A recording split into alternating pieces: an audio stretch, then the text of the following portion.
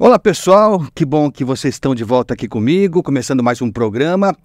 Uma alegria ter vocês aqui junto com a gente. Aliás, de cara já quero agradecer pelas mensagens que estão chegando, aliás em maior número, que é bom demais, né? Muitas mensagens chegando, o pessoal está descobrindo o nosso programa aos poucos, o pessoal que me acompanhou durante tantos anos no rádio, enfim, está descobrindo esse novo canal. E é muito prazeroso, né? As mensagens são muito generosas, muito gentis, agradeço demais. Aliás, precisamos manter esse canal de contato muito estreito, porque depende de vocês esse programa aqui. A ideia é que vocês pautem o programa, que as sugestões que vocês queiram dar, as ideias que vocês tenham, denúncias eventualmente que vocês queiram passar para a gente vai entrar em contato com vocês, vai atrás dessas histórias todas para trazer no programa os assuntos que são mais relevantes para vocês. Aliás, hoje é um exemplo muito bom, porque a pauta de hoje, eu já vou antecipar para vocês, vamos falar sobre educação pública no país e particularmente aqui em São Paulo. Essa pauta da educação pública, dos problemas da nossa educação, nasceu das mensagens que chegaram nos últimos dias aqui para a gente. Então, muita gente falando de educação, dos vários problemas. Aliás, eu nunca vi, viu? Parece que a gente está andando para trás aqui em São Paulo, né? A gente já tem as dificuldades que são históricas e que a gente conhece bem. Tem surgido alguns problemas que eu não esperava vivenciar. Sinceramente, aqui em São Paulo, não sei se vocês acompanharam recentemente, mas os livros didáticos com informações bizarras.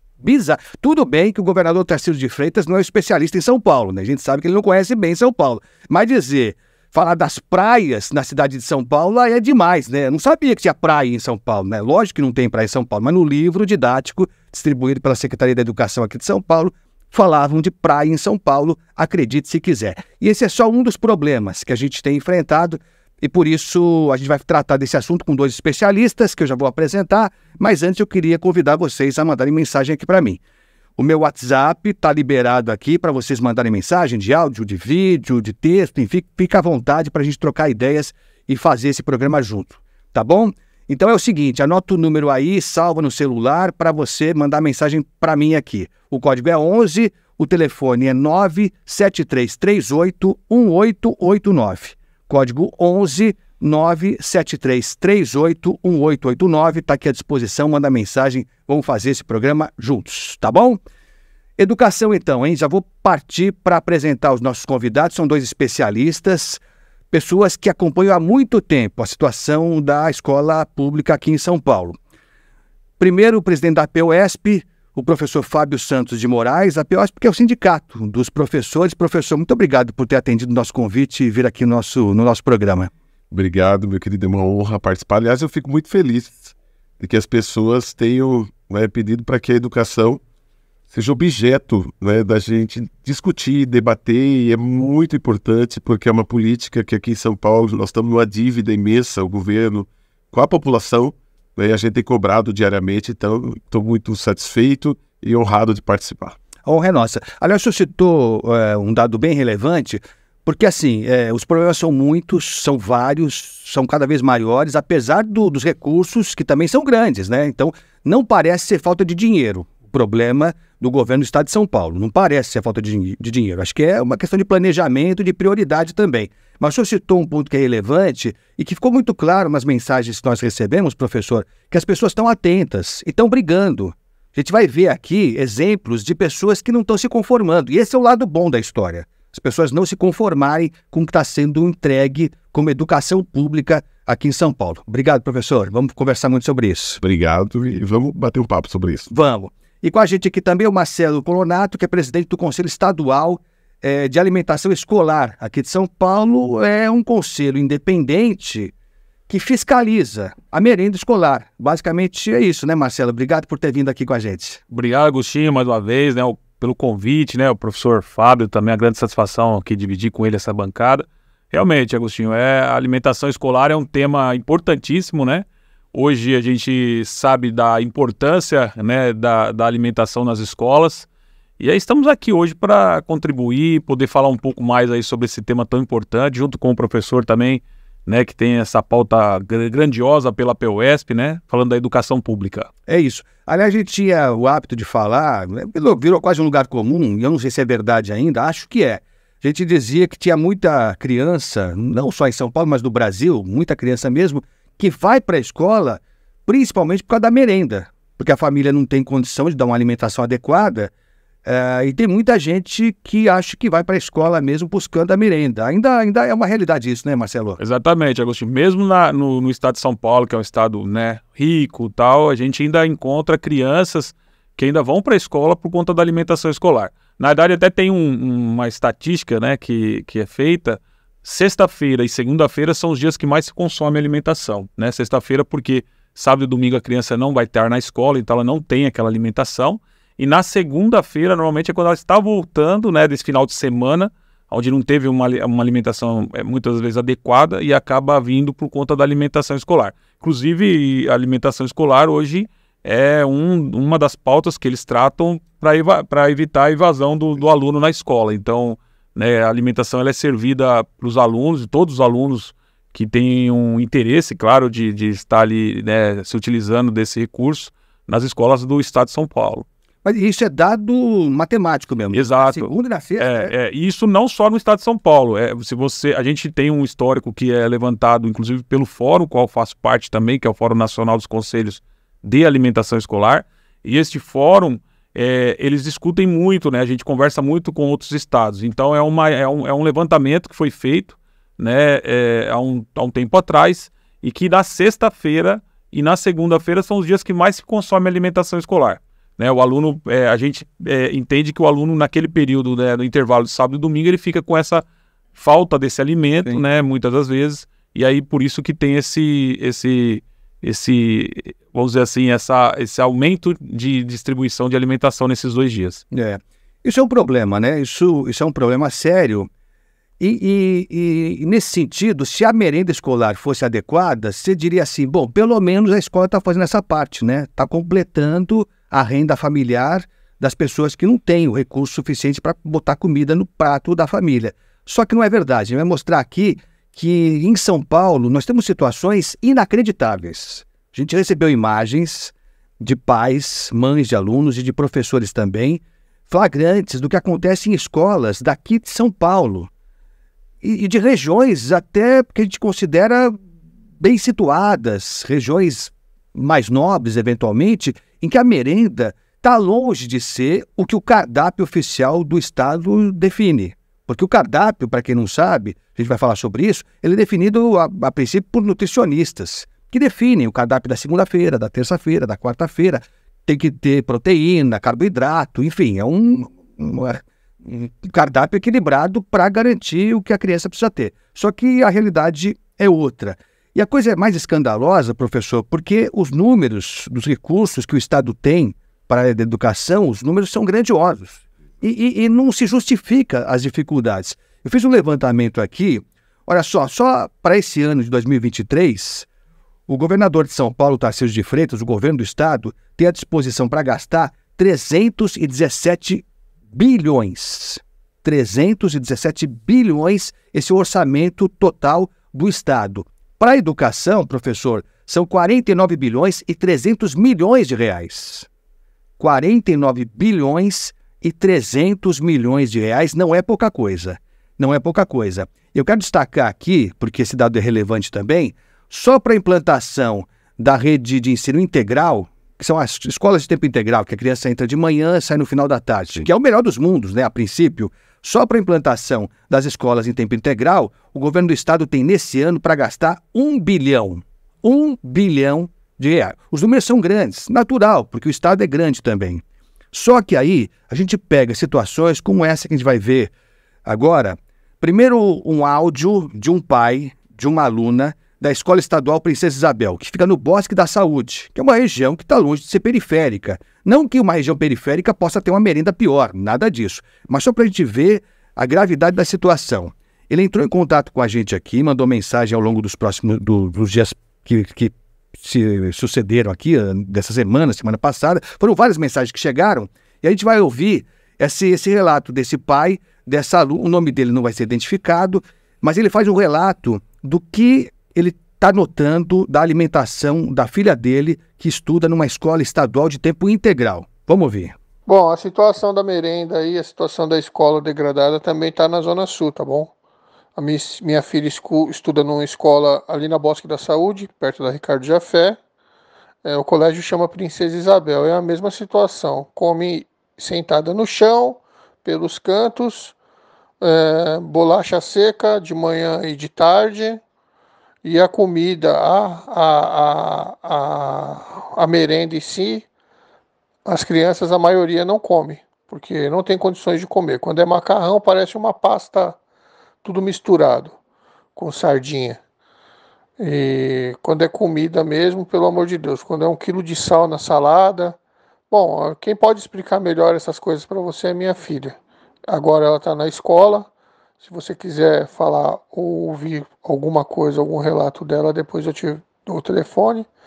Você conversa com ela no período da tarde. Ela chega em casa umas 6 horas da tarde. Bom, eu estudo no Colégio Princesa Isabel, na Bosque da Saúde. E lá vem acontecendo de no café da manhã eles darem leite com achocolatado e bolacha seca. E na hora do almoço é aquela comida horrível, sem gosto, que se olhar pra comida assim, você desanima de comer, você tá com fome, você nem sente vontade de comer mais. O arroz é empedrado, parece que deixou na geladeira assim e serviu ali, só requentou. Quando é macarrão, é por água abaixo, o macarrão é mole, tudo grudado. Não é aquela comida que você olha e dá vontade. O almoço hoje foi arroz, feijão preto e um molho. Falaram lá no papel que eles deixam lá na frente do refeitório que era uma carne. Só que é meio confuso, tudo meio misturado assim, cozido junto. Aí vira um molho só, né? Aí uns pedacinhos minúsculos de carne, com mais gordura do que carne. Que você sente o negócio mole na sua boca, mas aí, né, tem que comer. E feijão preto. E aí, talher quase nem tem pra todo mundo. E na mesa é meio difícil, porque, tipo, tem as mesas, mas, tipo, pra comer todo mundo junto nas mesas, fica um negócio muito apertado. Aí tem gente que come no chão, tem gente que come na escada, e tem gente que come na área do pátio aberto, que tem os banquinhos, mas não tem mesa. É só os bancos ali pra quem quiser ficar ali, não é nem pra comer, que ele nem pode comer. O certo é comer no refeitório mesmo. Bom, tá aí o relato da criança, né? Que vê com os olhinhos dela. Bom, a descrição que ela fez, confesso que já me embrulhou o estômago. E aí eu pedi para ela mandar foto pra gente do prato de comida que foi servido no dia anterior, depois no dia seguinte. Enfim, ela fez a foto ao longo de alguns dias. Vamos colocar a imagem. São 3 fotos do prato que foi servido nessa escola estadual Princesa Isabel, no Bosque da Saúde, aqui em São Paulo. Lembrando, e o Marcelo vai explicar melhor para a gente, que o cardápio é feito levando em conta critérios técnicos. São nutricionistas que definem. Aliás, a contratação das empresas que vão fornecer essa alimentação toda, essa contratação é feita a partir de um cardápio definido e a empresa tem que se mostrar competente em condições de fornecer aquele cardápio sem falha. Não pode falhar, né? Então a gente vai ver a imagem do que, diferente do cardápio que o governador anuncia, que o secretário da Educação anuncia, a gente vai ver o prato que foi servido nessa escola estadual Princesa Isabel, que é uma escola em período integral. E o dinheiro gasto para merenda no período integral é maior ainda. Vamos ver lá. Bom, tá aí o prato. Dá para ver, né, que é arroz, um feijão preto e alguma coisa ali com uma mistura, que parece que é aquela descrição que a menina fez mesmo, uma carne meio estranha. Agora, de cara, eu vou pedir até a ajuda aqui do Marcelo, que acompanha isso já há muito tempo e fiscaliza a merenda escolar aqui no estado de São Paulo. Tá claro, né, Marcelo, que esse prato aí não atende ao cardápio. A gente não precisa nem conhecer o cardápio, mas está longe de ser o cardápio que o governo do estado anuncia que fornece para as crianças, né, Marcelo? Pois é, Agostinho, é fora da realidade, né? Até é triste e vergonhoso para um estado igual o nosso, um estado rico, onde se investe muito na alimentação escolar. É como você mesmo falou, a nutricionista, ela elabora o cardápio, tem uma lei, uma legislação federal, que essa legislação ela determina de que forma, né, ela tem que ali garantir os nutrientes, né, garantir todo tipo de alimentação, e aí ela prepara um cardápio para que seja servido de uma melhor forma possível, né? Então, quando a gente vê, por exemplo, o prato dessa forma como está sendo aí mostrado, né, e aí os depoimentos tanto do pai quanto da aluna, na realidade decepciona bastante. Só lembrando, Agostinho, que é importante, é muito importante, né, e aproveitar aqui a audiência do seu programa, é muito importante a sociedade, a população, também trazer essas denúncias nos canais de comunicação que o Conselho tem. Depois, no final, eu posso até passar, porque é assim que a gente consegue chegar lá, verificar o que está acontecendo. Por exemplo, como foi falado, aluno sentado no chão para se alimentar, isso é inadmissível. E aí nós podemos, inclusive, notificar a Secretaria de Educação para que tome providências. Então, totalmente fora da realidade do que é previsto por lei e o que, de repente, é proposto aí pelo governo. Porque é o seguinte, para além de você alimentar mal a criança, isso tem tudo a ver com o desempenho que ela vai ter na sala de aula, né, professor? Não dá para você esperar que o aluno, que já vem, em muitos casos, mal alimentado de casa e não recebe a alimentação que deveria ter na escola, que ele tenha um desempenho adequado, né? Não dá para imaginar. Quer dizer, esse tipo de descaso interfere diretamente na atividade educacional, no trabalho que o professor vai ter na sala de aula, né, professora? Não, com certeza. Nós estamos falando, Agostinho, do estado mais rico do Brasil. Né? A escola pública, ela tem que ser tratada como uma política prioritária, né? Porque as nossas crianças, jovens e adolescentes, todas, e os adultos que não tiveram oportunidade da escola, eles têm que ter uma educação de qualidade, e a educação, ela compreende tudo. Né? Então, assim, o papel principal da escola é ensinar. E para que o aluno tenha condição de aprender, ele tem que ter todo o suporte. E a alimentação é um suporte fundamental. Né? Um suporte fundamental. Nós temos uma população vulnerável, imensa no nosso país e no nosso estado. Então, para que o professor tenha condição de ensinar e a escola cumprir o seu papel, a alimentação tem e deve ser de qualidade. E nós estamos falando do estado que tem orçamento para oferecer alimentação de qualidade. Então, assim, a hora que chegou, a hora do almoço e a hora que vai embora, esse aluno tem que ser cuidado com todo carinho, com todo respeito. E a alimentação trata disso. Então, quando a gente vê imagens como essa, realmente tem que tomar providência. Tem que tomar providência. Hoje nós temos muito descaso na política da educação. Muitos. Né? Nós não podemos admitir que o aluno vá para uma escola integral. E a Escola Integral de São Paulo tem vários problemas. Vários. Porque a gente defende escola integral, defende educação integral, mas a educação e a escola integral não pode ser esticar a miséria. Então, ao invés de eu ter uma escola com 4 horas, com condição pequena e baixa, eu vou ter uma escola com 8 horas com essa mesma condição. Não, tem que ser plena. Aliás, professor, para mim está claro que a escola integral virou uma bandeira, porque é bonito você falar, no meu estado nós temos X% de escolas em período integral. É legal pra caramba, só que estão criando no papel a escola integral. E, na verdade, não é o que está acontecendo. Eu estou me lembrando de quando começou a história da faixa faixa de bicicleta, né? E aí, ninguém discute que a bicicleta é um veículo de transporte importante no mundo inteiro. Em São Paulo não era diferente. E pegava bem também, se atingia uma fatia da população que queria usar bike para trabalhar, para sair e tal. E aí a prefeitura começou a pintar faixa de bicicleta lá, para torta direito.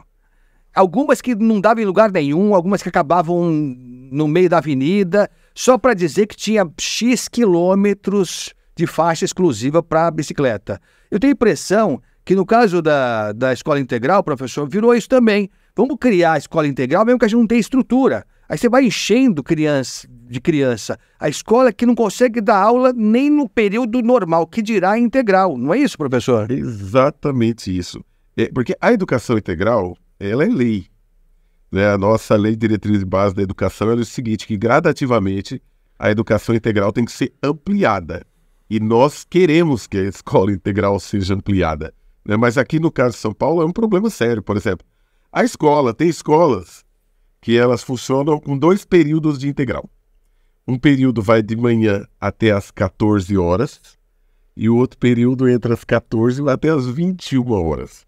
Veja, isso é um absurdo. Um jovem, um adolescente de ensino médio que vai chegar na escola às 14, vai ficar até as... Então, nem o horário é adequado. Sim. A escola integral tem que ser, né, o aluno vai chegar de manhã, vai ficar até a tarde, ele vai chegar, tem que ter um café, vai ter as aulas, tem que ter estrutura. E você tocou num assunto que é fundamental. Nós temos escola que não tem condição, porque o aluno fica 8 horas sentado numa sala de aula quente, absurda.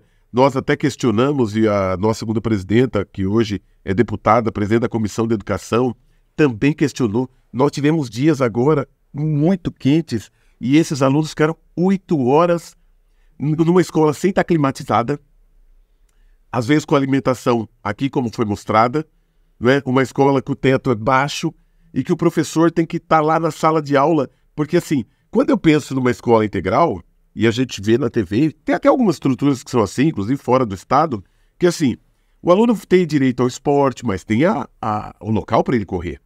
O aluno tem direito à natação, mas tem que ter uma piscina. O aluno tem direito, né, a orquestra, mas tem que ter instrumento. O aluno tem direito ao teatro, mas tem que ter um palco. E a escola integral do estado de São Paulo, ela é fictícia, porque ela não tem nada disso. E ela não tem os profissionais de suporte. Então o que ela tem? Esta escola, que pode ter 1.000, 2.000 alunos, 800 alunos, ela tem uma merendeira. E ela tem só o professor. Então é o professor que dá aula de matemática, depois é o professor que dá aula variando matemática, depois o professor de matemática que dá aula de eletiva. Isso em São Paulo, hein? São Paulo. Não que a gente aceitaria isso em qualquer canto, mas São Paulo, eu vou repetir aqui, quanto o governador Tarcísio de Freitas tem para gastar, quanto o secretário da Educação tem para gastar nesse ano. 49 bilhões e 300 milhões. Quer dizer, não é falta de dinheiro, né, professor? Não é falta de dinheiro. Aliás, desculpe, eu estava falando aí, eu vou querer ouvir o Marcelo também, porque quando a gente fala de comida ruim para criança, para além do efeito evidente que a criança desnutrida, sem condição de estudar e se desenvolver como ser humano, que é o mais grave, você tem gente ganhando dinheiro. Porque a empresa que fornece a comida, ela recebe o valor para entregar o cardápio cheio. Se ela entrega só essa porcaria aqui, ela está ganhando mais do que ela deveria ganhar, né? Não está entregando o produto, está recebendo o dinheiro que é do nosso imposto. Agora, eu recebi umas mensagens, viu, professor, de alguns colegas seus que não quiseram gravar, porque tem receio, o pessoal tem receio mesmo, dizendo, não foram poucos que disseram, que os professores não podem comer a merenda. Não podem. O que é uma loucura, né? Que a gente vai falar de salário de professor também, que é outra piada de mau gosto, sim. Mas esse professor não pode comer a merenda? Não, o professor não pode comer a merenda. E você sabe quando eu comecei a lecionar? A gente comia a merenda junto com os estudantes. Eu me lembro. Claro que a gente sabe que incentivar, né? A merenda, ela é pensada para o aluno porque nós temos que ter, né, essa garantia para que ele possa aprender. Agora, gente, vamos ser humanos nas escolas, né? Você sabe que os professores têm um ticket, alimentação, que não dá para comprar uma coxinha. Então, uma coisa não tem que resolver o problema da outra. Mas você tem, eu acho que até a alimentação conjunta, né? Porque na minha, né, quando eu comecei, então assim, você vai lá com o estudante na fila, você tem aquele momento... Era a coisa mais legal do mundo. Incentiva, né? Eu lembro, eu estudei escola estadual. Era legal, né? Era divertido, aproximava, quebrava o gelo. Então hoje não pode, porque também não pode ter uma comida diferenciada, não deve ter um espaço diferenciado, mas o professor está ali com o aluno, o gestor da escola, o funcionário da escola.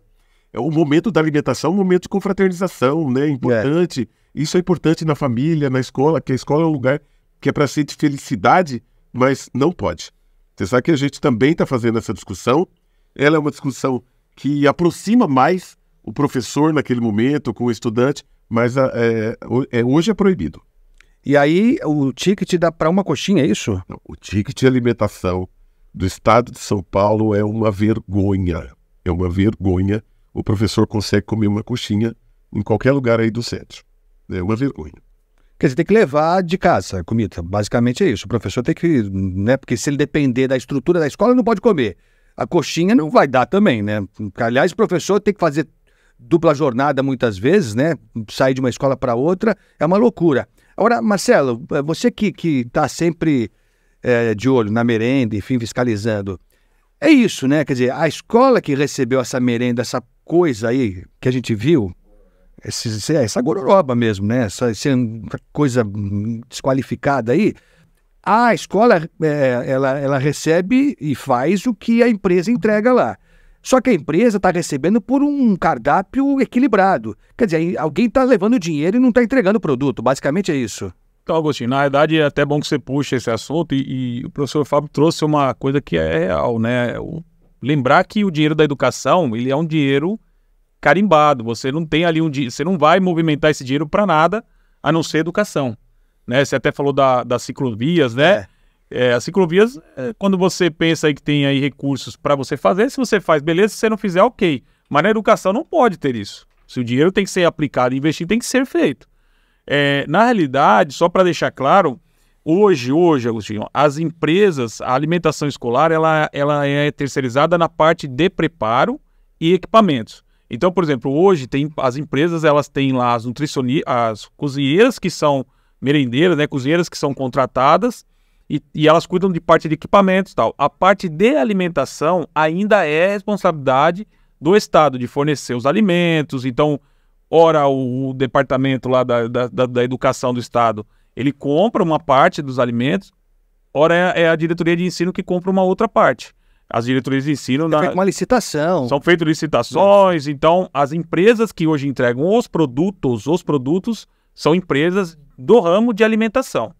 Inclusive, tem um debate, uma discussão, né? Eu até conversei com o professor Fábio, depois a gente vamos tentar uma agenda aí junto com a POSP também, para a gente tentar dialogar sobre isso, porque eles preveem uma terceirização total, que aí sim entraria também os alimentos. Então, essa empresa seria responsável também pela compra dos alimentos, que aí eu acho que é bem sério, porque se já está dessa forma, do jeito que está, imagina se a gente, de repente, passar tudo isso para uma mão de uma empresa. Isso está sendo pensado. Está sendo pensado, está sendo discutido. O Conselho tem um posicionamento contrário, porque a gente... Bom, hoje você vê que, como eu cheguei nos bastidores a relatar, nós temos, por exemplo, eu fui visitar uma escola em Osasco, onde tem uma cozinheira para 1.800 alunos.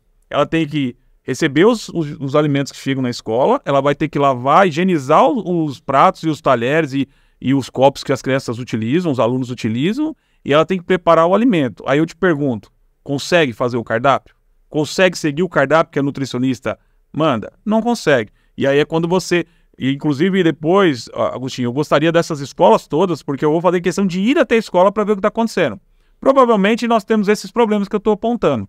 O número de quadro de funcionários reduzido, e tantos outros problemas que a gente com certeza vai identificar. Agora, não dá para o Estado, igual o Estado de São Paulo, com o recurso carimbado que é da educação, a gente vê ainda situações como essa, né? Crianças tirando fotos desse tipo de prato, né? E também sentando no chão do refeitório, porque não tem mesa e nem, vamos ver a imagem. Nem cadeira. Então. Isso é uma aberração. E só para concluir minha parte, na questão do que o professor falou, e deixar bem claro, os recursos que vêm do governo federal, por lei, ele é exclusivamente para o aluno. Esses recursos que são para compra de gêneros alimentícios é para o aluno.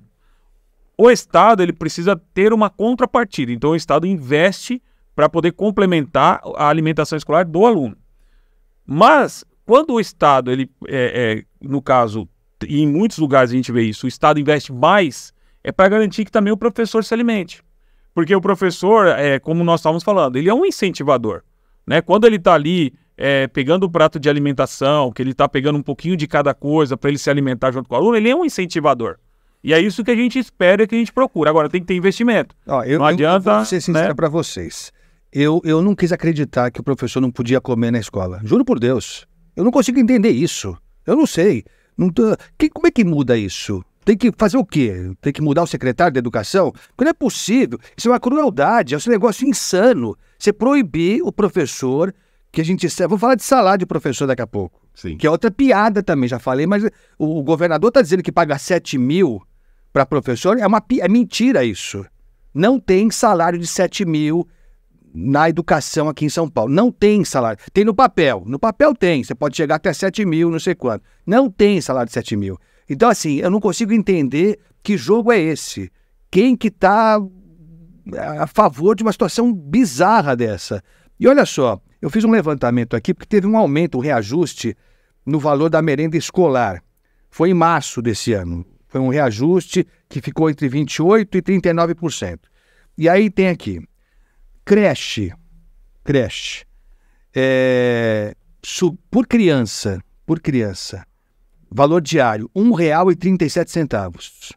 Eu não sei dizer se é pouco, se é muito, mas esse é o valor atual da merenda escolar na creche. Na pré-escola, 72 centavos. Aí vamos entrar no que nós estamos tratando aqui mais diretamente, que é o ensino fundamental e o ensino médio, professor. O governo diz que gasta 50 centavos por prato de criança por dia. 50 centavos. Aquele prato ali não vale 10 centavos. Aquilo que a gente viu, aquela gororoba ali, não vale 10. Vale, acho que pelo garfo. Talvez o garfo custe um pouco mais caro. Ensino integral, que era o que a gente estava falando aqui. O ensino integral, olha só como o preço sobe. R$ 1,37 por prato de comida. R$ 1,37. Então, acho que dá. Não dá para fazer, Marcelo? É que na realidade eles fazem um cálculo, lógico, você tem um montante, que quando você faz a licitação, você tem os melhores preços, os menores preços, né, que é o que a gente sempre pensa que acontece, né? Então, eles fazem um montante. Isso daí é uma divisão que eles fazem por aluno para ter mais ou menos uma per capita de valores que é investido. Né? Claro que não é R$ 1,37 no final. Você tem ali esse valor que você vai ser investido, só que no montante, quando você faz o processo licitatório, que aí eles compram toneladas de arroz, toneladas de feijão, toneladas de macarrão, aí acaba nessa continha eles chegando a essa numeração. Sim. É claro que com R$ 1,37, né? Apesar que hoje nós temos aqueles restaurantes que é de R$ 1 e tal. Mas é mais ou menos a ideia. Você, na licitação, quando você compra em grande quantidade, você tem, lógico, ali a questão de valores, de preço, que diminui muito.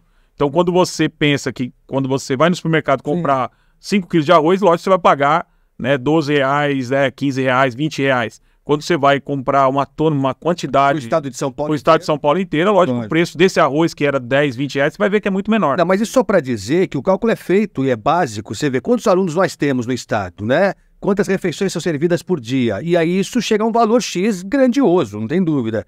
Mas aí, esse valor não se representa no prato da criança. Essa conta é feita levando em conta números grandiosos e os preços pagos são grandiosos pelo Estado também, só que no prato da criança vem essa gororoba, essa coisa que não dá nem para qualificar. E aí, a gente vai ouvir agora o relato de uma mãe que mandou mensagem para a gente. Na verdade, ela mandou um áudio, ela ligou, professor, para o diretor da escola dela, da filha dela, para entender o que estava acontecendo com a merenda. E o relato do diretor, a gente não vai identificar. Eu até ia dar o nome da escola, mas se eu der o nome da escola, eu entreguei o diretor, né? Então, eu não vou entregar o diretor, porque a gente não quer prejudicar o diretor. Porque ele foi sincero demais. A gente vai entender por que chega no pratinho da criança aquela coisa ali que não é uma merenda que mereça esse nome. Vamos ouvir. Alô? Seguinte, tem um tempo que eu tô vendo que a minha filha tá chegando em casa com muita fome. Andei conversando com ela. Eu pedi para ela tirar foto do cardápio. Ela tirou a foto do cardápio e me enviou. E agora ele acabou de me enviar o prato dela com arroz e feijão. Aonde está a carne bovina cebolada da batata doce decorada de ontem? E aonde está a carne suína cebolada, salada de acelga e cenoura que tem e farofa temporada? Aonde está a carne suína acebolada de hoje? Tudo bom, mas então, nós estamos aguardando chegar. Nós temos esse cardápio mesmo, que você está informando, porém não chegou. Se tivesse chego, a gente já tinha preparado, as meninas da merenda preparavam. Então você está me dizendo que existe um cardápio na parede da escola que não estão conseguindo seguir por conta que não chegou? Isso, a entrega ela é feita centralizada. Quem faz a entrega são os órgãos centrais, não depende da gente. Eu gravei essa ligação Eu vou passar pra frente, tá? Isso não pode acontecer. Eu sei que a culpa não é sua. Isso. Mas eu precisava de uma prova, porque eu já sabia que isso estava acontecendo. E eu precisava de uma prova que a escola está colocando no cardápio uma coisa e o governo não está mandando e a criança está ficando sem a mistura. Deve ter sido algum problema no transporte. Então, mas isso não pode acontecer. Eu tenho uma criança na escola que fica um período integral, das 7 às 16, e ela está comendo arroz e feijão. Eu concordo, assim, a gente precisaria que a comida chegasse pra gente preparar. Como você falou, não é uma vontade da escola, né? Isso não tem nada a ver contigo, só que eu só consigo fazer alguma coisa perante mídia se eu tiver prova. Eu entendo. Agora a gente precisa... Já reportamos o problema à diretoria, a gente está aguardando essa entrega. E eu já fiz reclamação na diretoria de ensino. Não, eu porque sei. Não tinha prova, ela falou para mim que isso não estava acontecendo. A gente já informou, na verdade, a diretoria. Agora... A diretoria disse, se coloca no meu lugar. Ligo na diretoria de ensino, você coloca a escola. Ligo na escola, aí ligo na diretoria de ensino, ela fala... mas isso não está acontecendo, não estou sabendo. Eu falei, não, então peraí, então eu tenho que provar?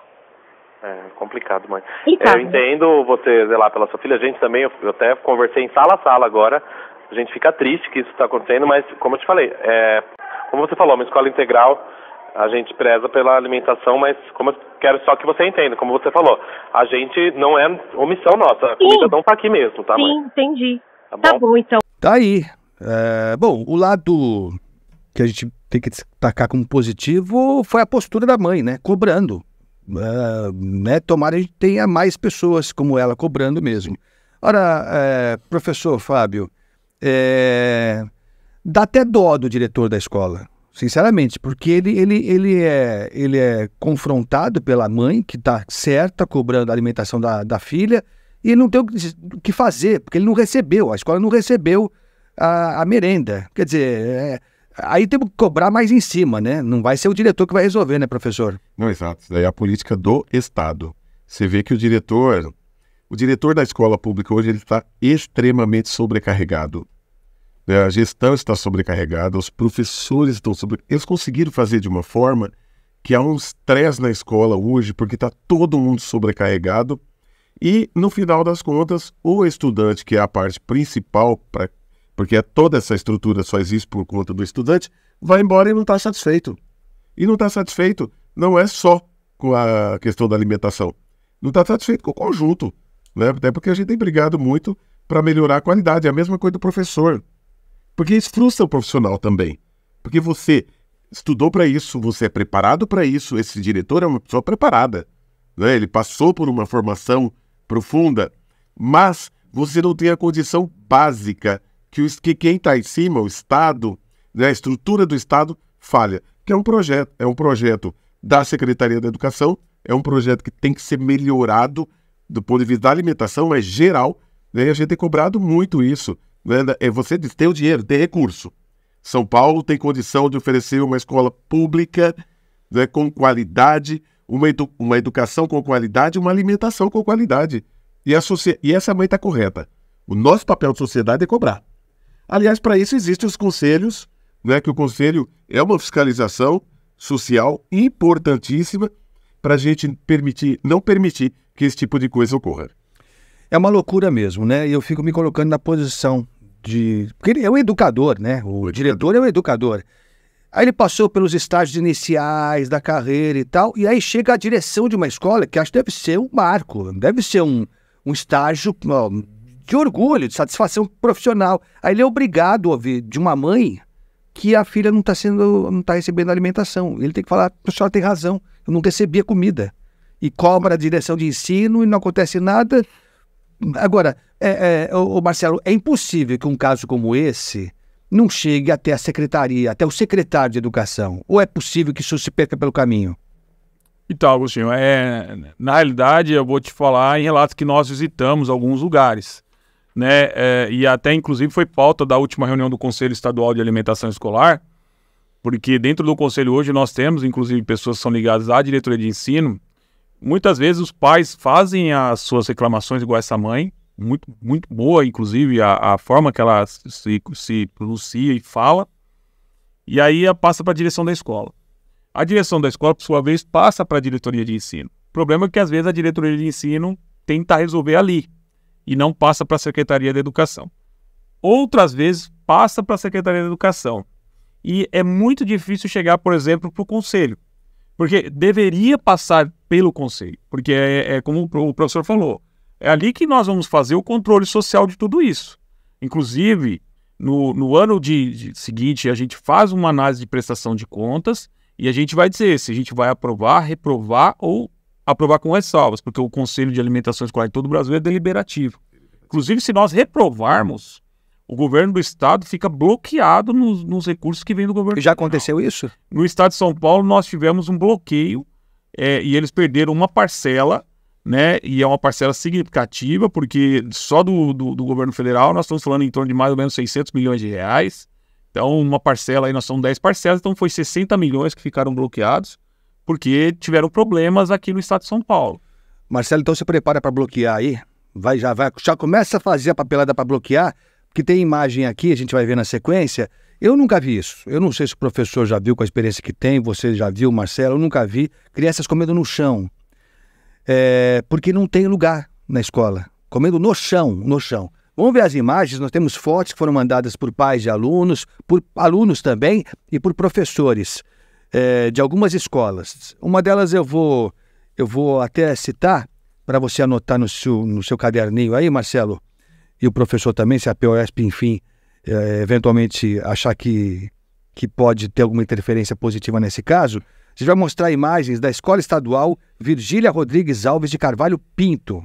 Escola Estadual Virgília Rodrigues Alves de Carvalho Pinto, que é de ensino integral também, fica no Jardim Previdência, na Zona Sul aqui de São Paulo. São imagens que a gente tem, fotos e 2 vídeos mostrando a molecada comendo no chão, porque não tem lugar para comer nessa escola de período integral. Vamos ver.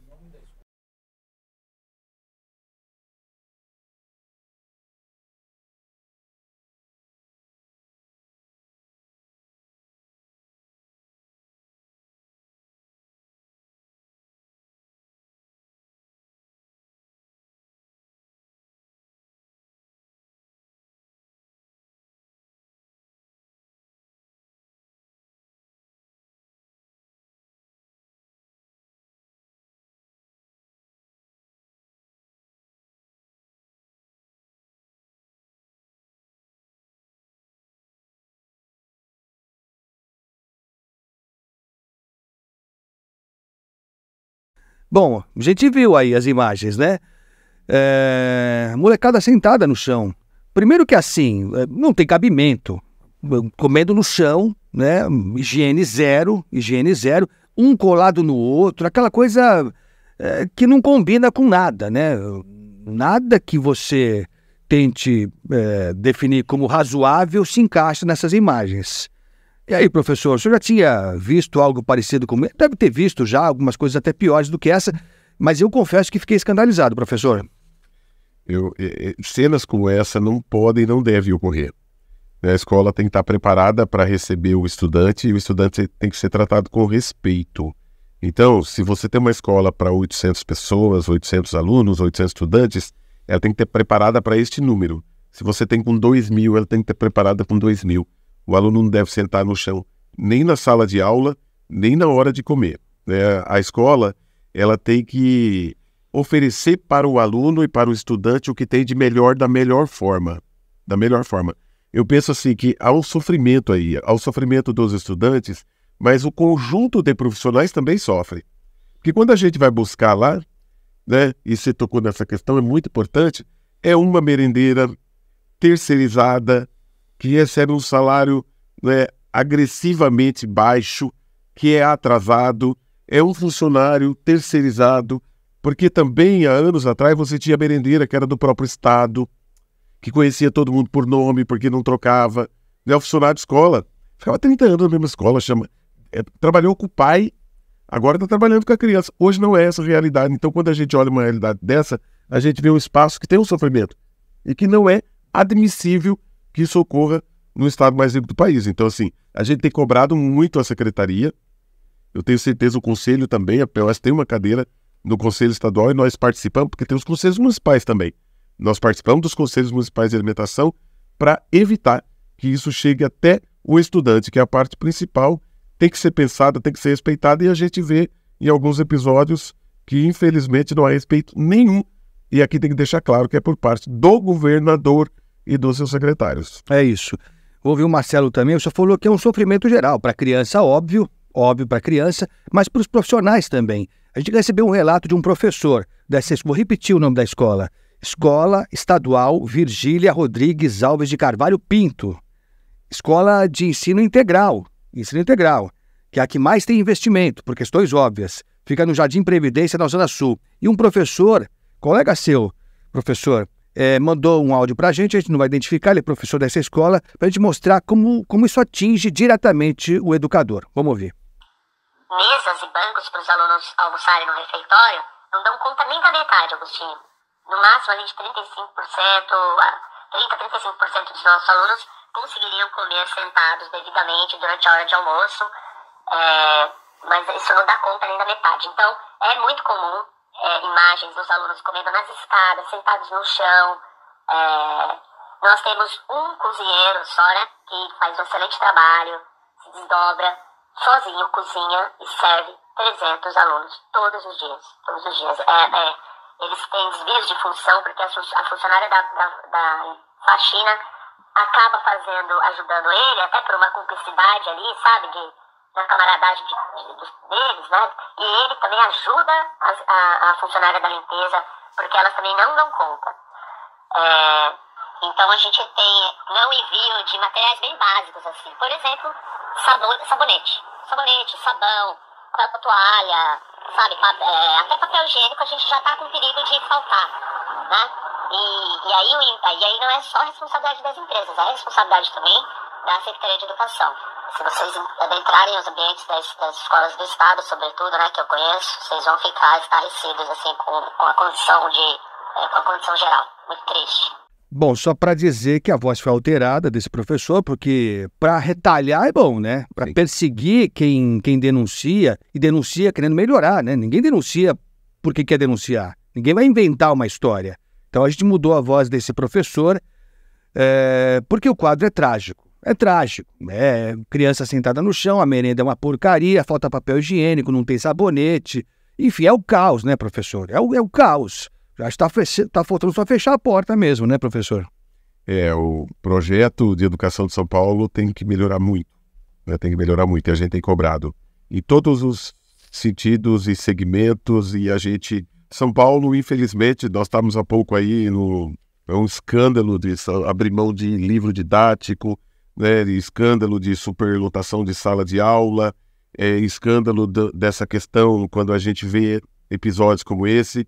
Então é triste, e a única forma nossa é cobrar muito a secretaria, a Assembleia Legislativa, né, através dos deputados, denunciar, participar ativamente dos conselhos para a gente mudar, e nós vamos mudar a realidade. Cada dia a gente tem abraçado a uma causa, todos os dias. Ora, concretamente, me permitam, estou aqui com o presidente da POESP, com o presidente do Conselho de Alimentação Escolar. O que dá para fazer? Nós temos endereço, o nome dessa escola, o endereço dela, Escola Estadual Virgília Rodrigues Alves de Carvalho Pinto, na Zona Sul, Jardim Previdência. O que dá para fazer para acabar com isso? Na verdade, Agostinho, eu estou irritadíssimo profundamente com essas imagens, com esses áudios, porque quando a gente defende uma causa, e essa da alimentação escolar eu defendo há muitos anos, é inadmissível. É vergonhoso para um estado igual o nosso, rico igual o nosso, ver alunos comendo no chão, sentado na escada, sentado no chão, né? Relatos igual esse, por exemplo, de profissionais reduzidos, igual ela fala aí, né? O professor falou que a moça que faz a limpeza foi fazer o preparo. Isso aí não pode, jamais, porque a mesma pessoa que está às vezes ali limpando, higienizando um toalete, o banheiro, ela não pode jamais ir ali fazer o preparo do alimento, é por questão de contaminação. O que cabe a nós do Conselho? Primeiro, que o professor falou muito bem, a sociedade precisa começar a entender a importância dos conselhos, a importância da POESP, a importância de outras organizações que fazem parte, a própria Assembleia Legislativa, que tem um papel fundamental. Nós precisamos ter esse entendimento da população, né? Não podemos só ficar às vezes, fechado na denúncia dentro da escola. Buscar os canais de comunicação para denunciar. O que eu me comprometo, Agostinho, com o seu programa, com a sua audiência, com a POSP aqui, que o professor está aqui conversando com ele, e depois a gente vai ainda trocar bastante figurinha para trabalhar junto em relação a isso, é a gente visitar essas unidades escolares e a gente vai notificar a Secretaria de Educação. A gente quer providências imediatas, não é para pensar o que vai fazer. Né? Esse refeitório, por exemplo, tem que ser providenciado cadeiras e mesas para ontem. Não tem que ficar esperando, vamos ainda ver de onde vai, de onde... Não, é resolver. Então, na semana que vem, hoje é sexta, infelizmente a gente não consegue, né? Mas eu gostaria que você me relatasse todas as unidades. Fique tranquilo, Agostinho, que da nossa parte, o professor sabe disso, nós sempre trabalhamos no anonimato para não prejudicar ninguém, porque a gente sabe como funciona. Mas o nosso papel é que essas escolas voltem à sua normalidade, pelo menos essas que tiveram a denúncia, voltem à sua normalidade a partir da semana que vem. É claro que a gente espera que chegue muito mais denúncias. Para você ter uma ideia, Agostinho, a gente criou dentro dessa nossa gestão, e isso eu venho por muitos anos de experiência, nós criamos, professor, o envolvimento dos conselhos municipais, como ele mesmo falou. Todos os municípios têm conselhos municipais de alimentação escolar. Nós não temos perna. O Conselho Estadual, ele tem um número de conselheiros, a gente não tem perna para visitar 645 municípios do estado de São Paulo e mais de 5 mil e poucas escolas estaduais. Mas nós podemos, então, trabalhar conjunto com o Conselho Municipal. Então, hoje nós criamos um formato, inclusive lá, o nosso representante da POSP, que lá em Piracicaba, ele já se utilizou disso, São Roque já se utilizou disso, e outras tantas cidades. O Conselho Estadual dá um ofício para o Conselho Municipal, para que naquele mês, durante 30 dias, o Conselho Municipal possa nos ajudar a fiscalizar também as escolas estaduais. Porque a gente cria uma grande rede de apoio e uma grande rede de acompanhamento e fiscalização das escolas estaduais. Então a denúncia chega rápido, as informações chegam rápido e a gente consegue resolver rápido.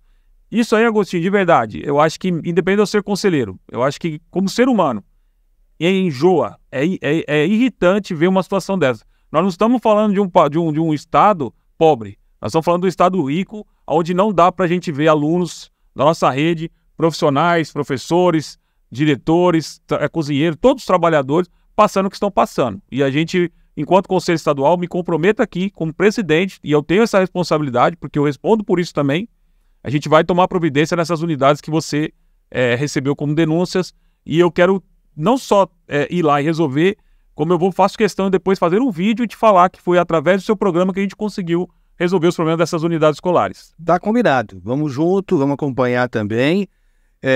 E aí já convido outros pais de alunos, mães, professores, educadores, enfim, pessoas que tenham novas denúncias a fazer para entrar em contato com a gente aqui, que a gente vai passar direto para o Marcelo, para o professor Fábio também, para a gente tentar ver, né? Porque discurso já encheu bem o saco. E esse governo do estado de São Paulo, ele tem uma capacidade de inventar dados, números. Ele inventa uma realidade paralela que não existe. E a gente vê que a realidade é bem feia mesmo. Aliás, falar em realidade paralela, professor, eu estou até procurando aqui uma reportagem que saiu na Folha de São Paulo há 2 meses. 2 meses. E a manchete é a seguinte: nenhum professor atinge topo salarial na rede estadual de São Paulo. É essa a manchete. E aí, grosso modo, é o seguinte: o governo do estado alardeia que paga R$7 mil. R$7 mil. Que eu nem sei se seria um salário também tão grandioso. Mas vai lá, 7 mil, né? Tá mais ou menos, né? Para um trabalho essencial como é de um educador, acho que até tá baixo. Só que o 7 mil é inatingível. É uma escala que eles fazem aqui, mandrake pra caramba, que implica uma série de etapas a serem vencidas pelo professor, mas que não são vencidas nunca. Então o professor não ganha 7 mil, governador Tarcísio de Freitas. Lamento informar para o senhor. Se disseram isso para o senhor, mentiram para o senhor. Não ganha isso. E aí eu vou dizer aqui o quanto ganha, na verdade, o professor. Foi feito um levantamento, me corrija aqui, professor, se estiver errado a reportagem, dos mais de 214 mil professores que trabalham na rede estadual aqui de São Paulo, 47% estão na faixa mais baixa, que é de R$ 2.843. R$ 2.843 é o salário pago para a maioria dos professores aqui de São Paulo, não 7 mil, que é uma fantasia, não 7 mil. É o que diz a reportagem da Folha de São Paulo, que foi publicada há 2 meses, mais ou menos. É isso, professor? Está certa a reportagem ou está errada? Então, na verdade é o seguinte, o salário inicial do professor em São Paulo é esse que você mencionou, R$ 2.800. Então, se pegar, por exemplo, o meu limite, nós temos este salário. Esse valor de 7 mil, ele é para o professor que está na educação integral e que ele migrou para uma carreira de subsídio, certo? Então ele vai iniciar recebendo esse subsídio e ele vai passar a vida inteira dele e vai terminar com esse subsídio, certo? Agora, a grande maioria da rede, que eu faço parte, inclusive, deste segundo montante, o valor inicial do professor é de R$ 2.800 na rede de São Paulo. E nós recebemos mais que isso, porque no nosso país, resultado da nossa luta, nós temos um piso nacional de professores, certo? Foi criado em 2008, 2009, pelo governo Lula, quando Fernando Haddad era o ministro, encaminhou para o Congresso Nacional e aprovou o piso nacional dos professores. E é importante dizer que, porque esse piso nacional foi aprovado, a lei foi feita por um deputado lá atrás, chamado Gumercindo Milhomem, que foi presidente da PUESP e que foi deputado federal por um mandato. E deixou esse projeto de lei que em 2008, 2009 se tornou lei no nosso país. O primeiro salário de professor do piso nacional foi de R$ 950. R$ 950 com nível superior. Hoje, ele foi sendo reajustado, e é importante dizer que ele é reajustado por lei. Então não foi o presidente X ou Y que resolveu dar mais ou menos. Tem um mecanismo legal que passa inclusive pelo Fundeb, que é o fundo que financia a educação, e que hoje o salário do professor está pouco mais de R$ 4.000. Veja bem, São Paulo, que neste quesito é uma vergonha nacional, ou nesse quesito também, o São Paulo paga abaixo do piso nacional. Abaixo. Então, se você pegar outros estados que têm menos recursos, ou do norte, ou do nordeste, do sul, recebem no mínimo o piso. Se pegar os municípios, da capital, da Grande São Paulo, os municípios como eu, na região de Limeira, de Campinas, é no mínimo o piso. E a rede estadual, que é a rede que mais tem recursos no Brasil, ela paga abaixo do piso. Então, o professor de São Paulo, ele recebe uma complementação para chegar no piso salarial. É uma vergonha, né? É uma vergonha. Isso é um escândalo. Olha só, eu vou falar do meu exemplo. Eu tenho 30 anos de magistério, professor de história, com muito orgulho, porque acho que essa profissão é muito importante e tem que ser valorizada financeiramente, mas socialmente também. Porque é ela que forma todas as profissões, né? Eu tenho todas as evoluções, todas, que um professor pode conseguir, todas. E eu estou praticamente, não estou em final de carreira ainda, eu tenho quase 10 anos. Mas, no meu caso, eu recebo a gratificação para chegar no piso brasileiro, que é o ponto de partida no Brasil de um professor. Então, nós temos essa briga na rua, evidentemente, mas isso hoje está pautado no Supremo Tribunal Federal, porque São Paulo, ele trata o piso, a lei do piso, ele deturpou, ele trata como teto. Então você recebe uma gratificação para chegar no piso. E o piso é o ponto de partida. E isso é muito triste. Por isso que a professora, e eu vou falar da professora porque 85% da nossa categoria são formadas de mulheres, ela tem que trabalhar 70 horas para levar a comida para casa, para pagar a farmácia. 70 horas. É um crime, professor. Lógico que um professor trabalhar 70 horas. É um escândalo isso. Isso é uma vergonha. O secretário tinha que pedir demissão hoje. O secretário Renato Feder ele tinha que sair. Falar assim, olha, eu não dou pra coisa, eu não sirvo, eu tô fora. Ou então alguém mandar ele embora. Alguém pode trocar o secretário? Porque a gente nem falou ainda dos escândalos cabeludos que envolvem o secretário, com a empresa que ele é sócio, que está ganhando licitação, um tremendo negócio mal explicado. Agora, não é possível. É que o secretário Renato Feder, fugindo à tradição da Secretaria de Educação de São Paulo e do Brasil, ele não é um educador. Ele não é. Conseguiram colocar na Secretaria de Educação alguém que não é da área. Então, para ele, se o piso é 2 mil, é 10, para ele tanto faz. Para ele tanto faz. É uma vergonha isso. É por isso, professor, acho que é por isso que está tão difícil você estimular jovens a entrarem na carreira do magistério. Exatamente. Não é isso, professor? Então, isso nos deixa muito triste. Porque hoje, se você pegar, por exemplo, a carreira da docência nas universidades e nas faculdades privadas, não existe mais. Não existe. As faculdades hoje, privadas, não investem mais porque não tem procura. Não tem procura. Então, quem mantém ainda a formação da docência são as universidades públicas. Então, nós precisamos de valorizar essa profissão tão importante. Você veja, mês que vem, nós vamos ter o Dia do Professor, no dia 15 de outubro. Exato. E nós já tiramos da diretoria da PUESP que vai ser um dia de luta. No dia 20 nós vamos fazer uma greve, porque tem muito pouco para comemorar. Né? Do salário, das condições de trabalho, do autoritarismo da secretaria que ela impõe contra o supervisor, para o supervisor sobre o diretor para o professor. Então a escola virou um ambiente de tensão, onde os profissionais, se você pegar hoje o maior adoecimento em todas as profissões, você vai ver que o profissional mais adoecido é o professor. Professor. E isso é inadmissível em um país tão rico como o Brasil, com tanta diversidade e também com tanta dívida social.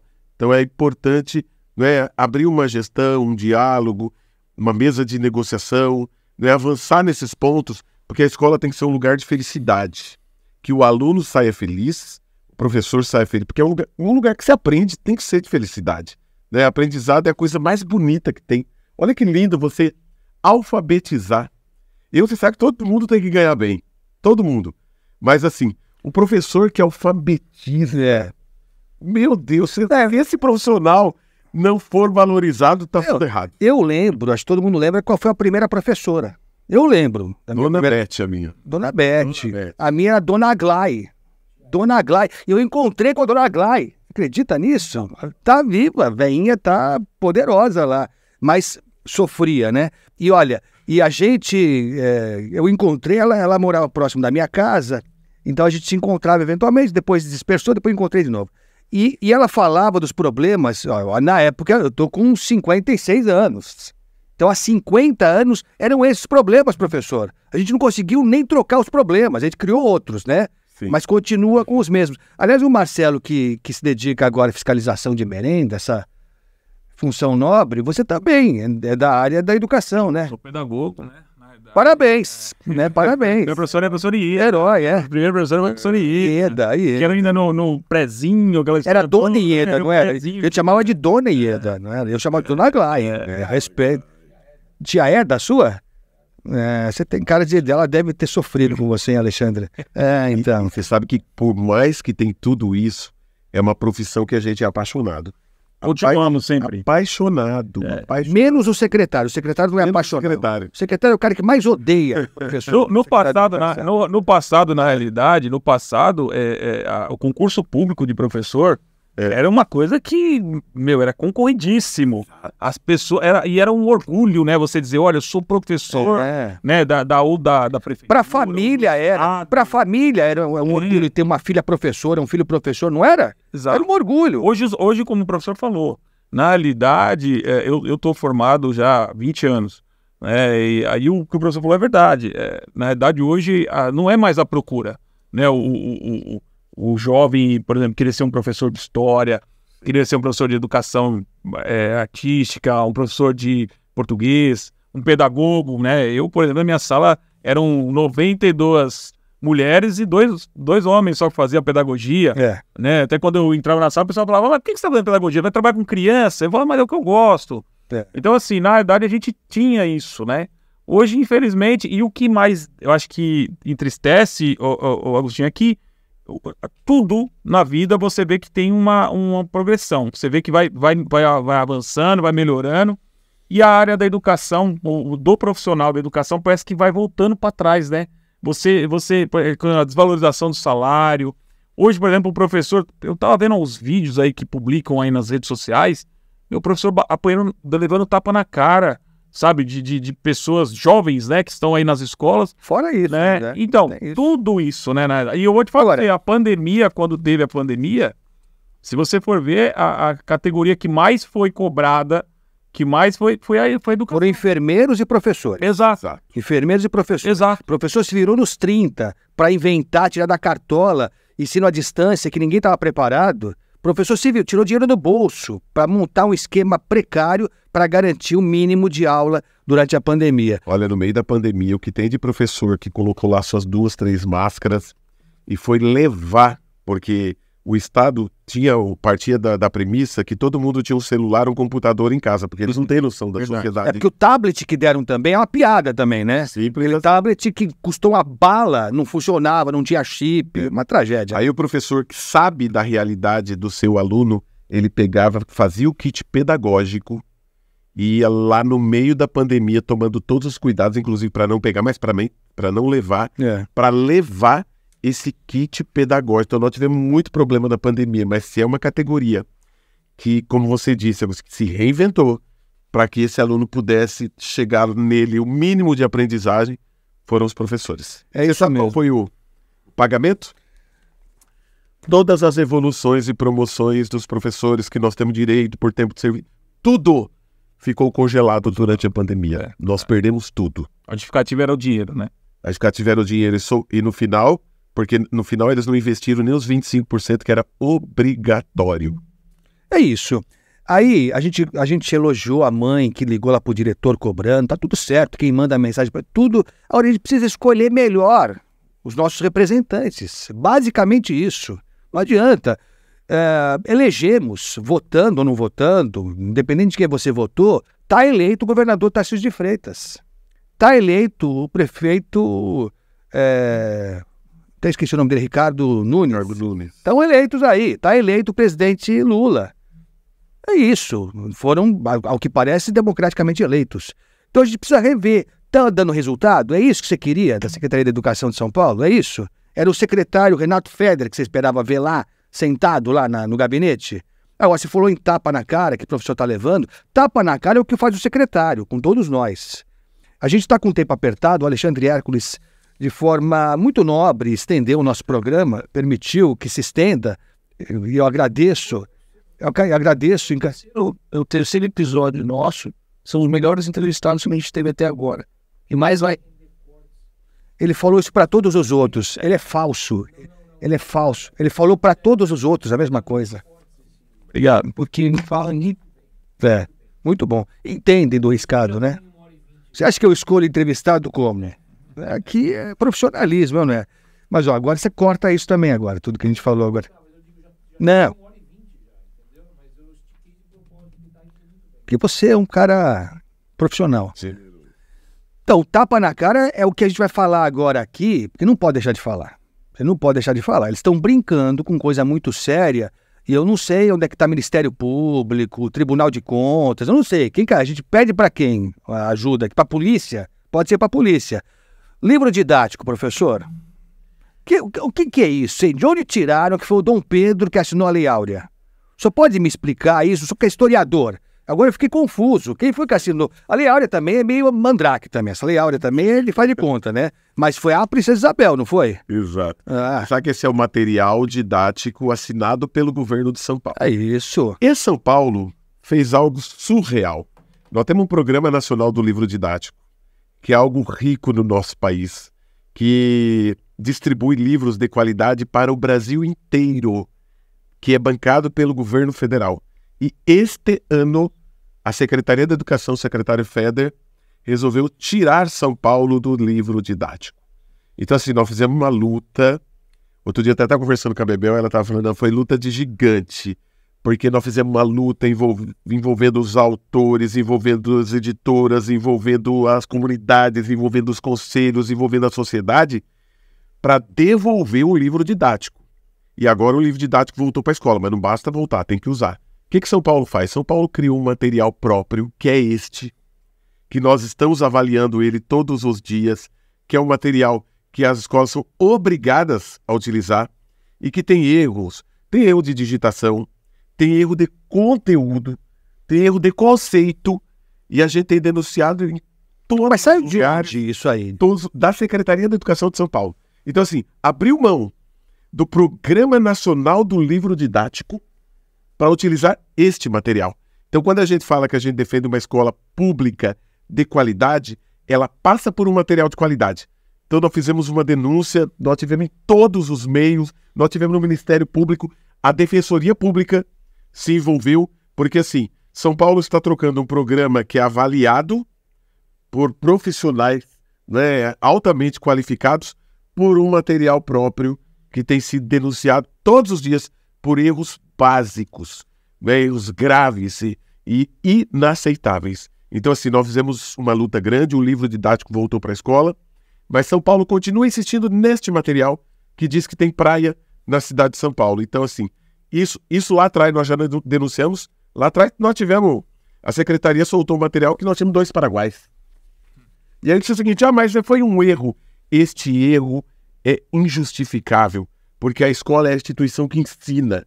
Então ela não pode, ela não deve, e do ponto de vista legal, inclusive, ter um material que ensina algo que não é correto, que está errado, que não é do acúmulo da sociedade. Então nós brigamos e nós vamos continuar brigando, porque a escola de qualidade, ela passa necessariamente por um material de qualidade, que não é o caso que a secretaria tem oferecido e obrigado com que os professores tenham que utilizar. Olha, professor, assim, isso é só incompetência, que é bastante, né, competência daquelas grandonas, ou é má fé? Ou tem alguma coisa por trás disso? Porque está se falando também do material 100% digital, né? Que o governador, o secretário estão querendo implantar, não precisa mais de livro, quando no mundo inteiro há uma discussão de gente séria dizendo que não é legal para a criança ficar em cima do celular, que o contato com o livro físico traz benefícios. E, de novo, professor, isso é só burrice, incompetência, ou tem má fé? Ou tem alguma coisa por trás disso, professor?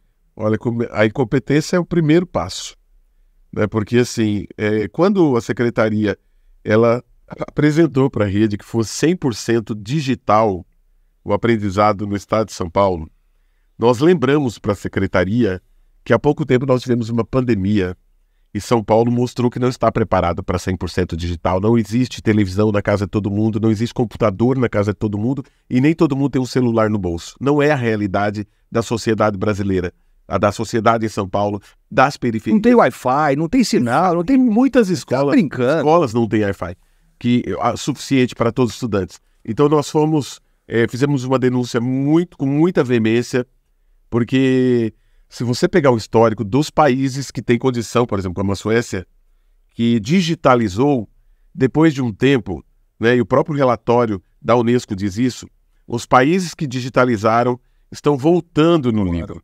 O livro tem cheiro, tem gosto. Claro que ninguém abre mão das plataformas ou da digitalização ou do meio digital, mas São Paulo não está preparado, São Paulo não deve fazer isso de uma vez só.